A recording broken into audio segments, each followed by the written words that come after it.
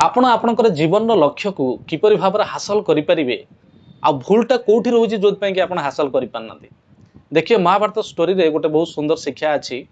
द्रोणाचार्य तांकर दुई पक्षर शिष्य को पांडव एवं कौरव मान शिक्षा दौरान ट्रेनिंग दौरान कहले देख जे तुम्हें कौन देखिपार ये गछरे से दुर्योधन कहला मु गछ देखुची आउे पांडव मान पचारे पांडव मान युधिष्ठिर महाराज अच्छा भीम अच्छा नकुल सहदेव अच्छा जे तुम्हें कौन देखिपार ना आम देखीचु गछ देखुचु गछरे बसते गोटे चढ़ई देखुचु आपन को देखुचु से कहले ना तुम्हें भी फेल मारिगल। अर्जुन को डाक कहले अर्जुन तुम्हें देखिए कह जे तुम्हें कौन देखुच तुम्हें ये गछरे से कहले गछरे गोटे चढ़ई अच्छी जो चढ़ईर आखि की मुझे देखिपारे। द्रोणाचार्य कहले ठीक अच्छे तुम्हें ए शर निक्षेप कर।